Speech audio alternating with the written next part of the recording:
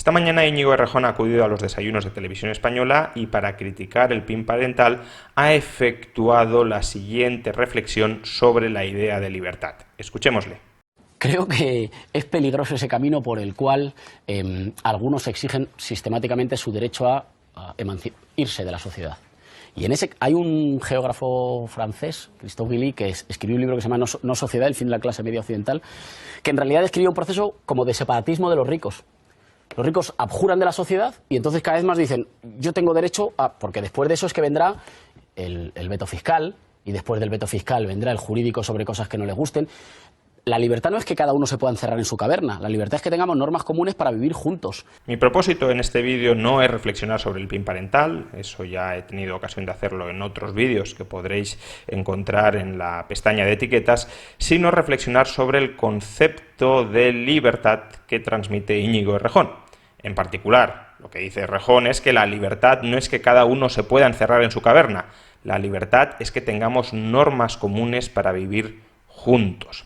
Empecemos por la parte de esta afirmación que sí es cierta o parcialmente cierta. La libertad tiene por necesidad una trascendencia social. La libertad, en todo caso, formará parte de un sistema normativo, de un sistema de reglas que estructurarán los términos de interacción de las personas que conforman una sociedad. En esencia, esas reglas nos informarán sobre qué está prohibido que un individuo le haga a otro individuo o sobre qué es obligatorio que un individuo haga en favor de otro individuo. Prohibiciones y obligaciones, haz esto, no hagas esto, es el contenido básico de las reglas que conforman la justicia de cualquier sociedad y, por tanto, también la estructura de derechos individuales de las personas que integran esa sociedad. Los derechos no son más que acciones que podemos requerir que otros hagan en nuestro favor, es lo que se conoce como derechos positivos, o acciones que podemos impedir que otros hagan en nuestra contra, es lo que se conoce como derechos negativos. Los liberales decimos que la libertad es uno de esos derechos, luego lo definiremos, pero lo que decimos, repito, es que es uno de esos derechos, es decir, que el contenido material de la libertad se podrá expresar en términos de o bien los demás están obligados a hacer algo en mi favor, o bien los demás tienen prohibido hacer algo en mi contra. Por eso, por cierto, no tiene sentido hablar de libertad o de derecho a la libertad cuando solo tenemos un individuo aislado del resto de la sociedad. En el caso de Robinson Crusoe no tiene sentido hablar de libertad, ahí no hay sociedad y por tanto Robinson Crusoe no puede exigirles nada a los demás porque no existen esos demás. Obviamente, si aparece un tercer individuo, por ejemplo Viernes, a partir de ese momento, cuando ya existen dos personas que van a interactuar, sí podemos referirnos a derechos, a justicias, a reglas, a libertad, porque ya hay un componente social, ya hay una implicación social de las acciones de uno sobre otro, y por tanto ya nos tenemos que plantear qué está permitido o qué está prohibido que uno haga sobre el otro. Eso es la justicia y la libertad, el derecho a la libertad, es para los liberales una de las partes fundamentales o el eje fundamental de la justicia. Por consiguiente, hasta aquí Errejón acierta. No tiene sentido hablar de libertad fuera de sociedad. Sería un debate totalmente improcedente. Sería trasladar un nivel de reflexión, el nivel de cuáles han de ser las normas que estructuran una sociedad, a un sitio donde no tiene sentido aplicarlo, la ausencia de sociedad. Pero esto es en lo único que acierta Errejón. El resto de su argumentación abre la puerta a conclusiones tremendamente peligrosas y tremendamente inquietantes. Porque fijémonos que Errejón no define cuál es el contenido material de la libertad. Errejón se limita a decir que somos libres cuando tenemos normas comunes para vivir juntos. Pero ¿cuál es el contenido de esas normas comunes? ¿La libertad requiere que esas normas comunes adopten una forma determinada o basta con que esas normas comunes existan? Porque si lo único que requiere la libertad es que esas normas comunes existan, cualquier tipo de norma común que de alguna manera nos permitan vivir juntos será compatible con nuestra libertad. y por tanto libertad será, en definitiva, la obligación a someternos a esas normas comunes cualquiera que sea su contenido material. En cambio, si decimos que la libertad requiere que esas normas comunes adopten una forma determinada, llegamos a la conclusión contraria. Si las normas comunes no adoptan esa forma determinada requerida para respetar la libertad, las normas comunes podrán atentar contra la libertad de los individuos. Las normas comunes podrán atacar la libertad individual, la libertad personal. En un caso, es imposible, por tanto, que las normas comunes sean incompatibles con la libertad, porque es la mera existencia de normas comunes lo que define la libertad.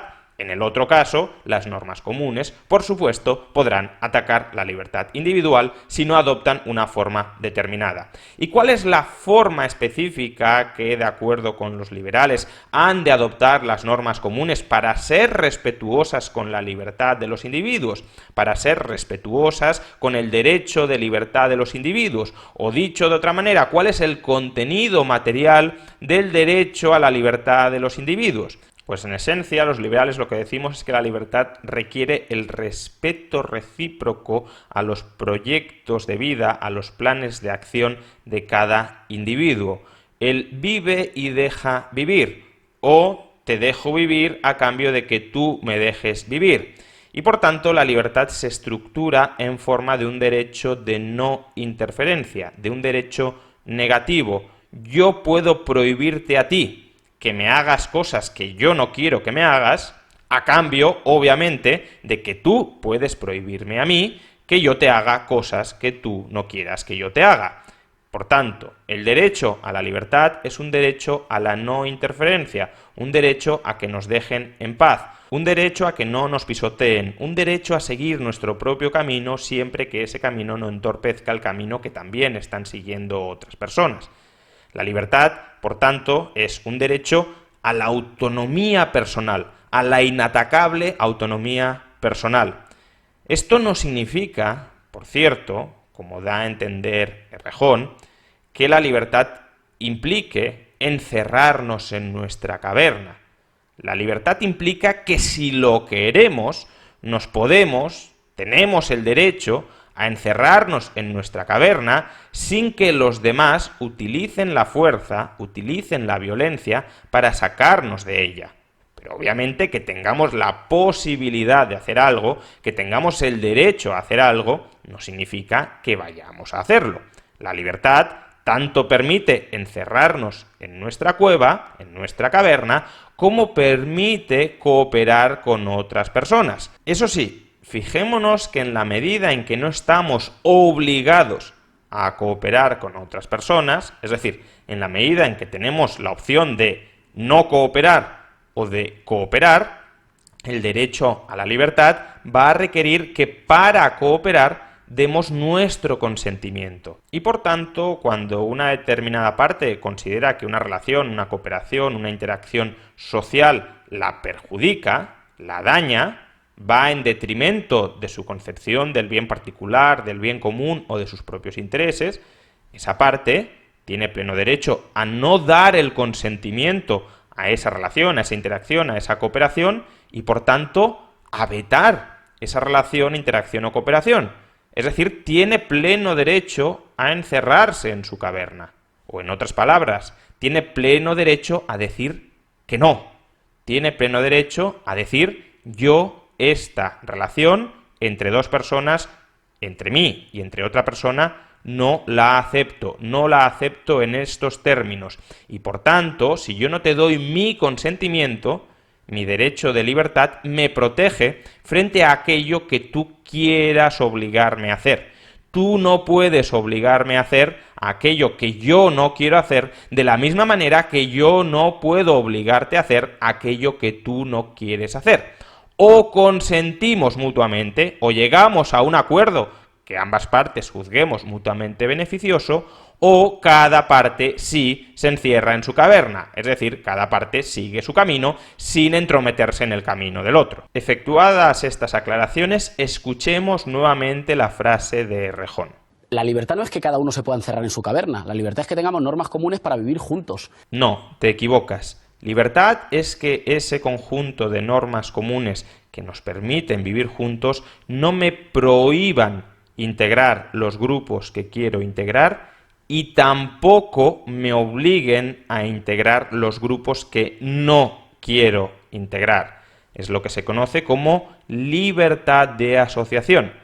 Yo me integro en aquellas asociaciones en las que me quiero integrar y no me integro en aquellas asociaciones en las que no me quiero integrar. Tanto ataca la libertad de asociación el que haya asociaciones prohibidas por ley, como el que haya asociaciones en las que, por ley, todas las personas nos debamos integrar, aunque no queramos formar parte de ellas. Pero ¿por qué Rejón se niega a dar un contenido material al derecho a la libertad y se limita a decir que libertad son simplemente normas comunes para vivir juntos? Pues porque de esa manera le está otorgando el poder sobre nuestra libertad a aquellos que tienen la capacidad de dictar cuáles son esas normas comunes.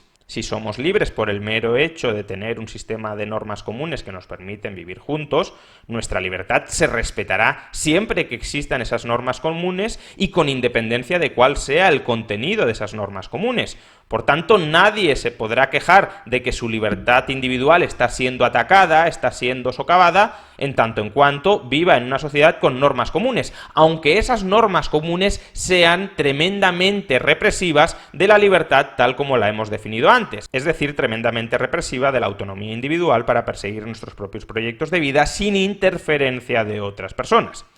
Y por consiguiente, a Errejón le interesa definir libertad meramente en términos formales, meramente en términos de disponer de un sistema de normas comunes, porque así, aquel que tenga la legitimidad para dictar esas normas comunes será el que tendrá la capacidad para atacar la autonomía de las personas. Si son los políticos o los electores los que tienen la legitimidad para dictar irrestrictamente esas normas comunes, serán los políticos los que tendrán la capacidad para estrangular la autonomía individual de las personas. Si los políticos dictan una ley que acaba con la autonomía individual, que por ejemplo prohíbe determinadas religiones, prohíbe determinadas ideologías políticas, prohíbe determinados modos de vida pacíficos, nadie podrá decir, si aceptamos la definición de libertad, de que libre es vivir bajo un sistema de normas comunes, nadie podrá decir que no es libre, porque esas normas comunes existen. Vale que esas normas comunes arrasarán con la autonomía individual, pero es que, según Errejón, esa autonomía individual, ese derecho a la no interferencia ajena, ese derecho a poder encerrarnos en nuestra caverna frente a los demás, eso, según Errejón, no es libertad. Libertad es simplemente tener normas comunes con independencia de cuál sea el contenido de las mismas, con independencia de cuán liberticida, de cuán represivo sea el contenido de las mismas. Y obviamente este es el argumento que utiliza para cargar contra el PIN parental, porque libertad no es que los padres en el ejercicio de su patria potestad puedan decidir la educación que reciben sus hijos. Libertad tampoco es que los hijos, cuando son maduros cognitivamente, puedan decidir si quieren acudir a un curso o a otro, o si no quieren acudir a ninguno de ellos. Libertad, para Errejón, es que el Estado tenga la legitimidad para obligar a todas las personas a acudir a determinados cursos. Es decir, que el Estado tenga la potestad de dictar normas que restringen la autonomía individual, pero que son normas que regulan nuestra convivencia. No son normas que regulen imparcialmente nuestra convivencia. Son normas que una parte de la sociedad impone a la otra no respetando su particular proyecto de vida. Son normas por las cuales, repito, una parte de la sociedad explota, cercena la libertad efectiva de la otra parte de la sociedad. Y por tanto no son normas que respeten la libertad a poco que dotemos de un cierto contenido material a ese derecho de libertad.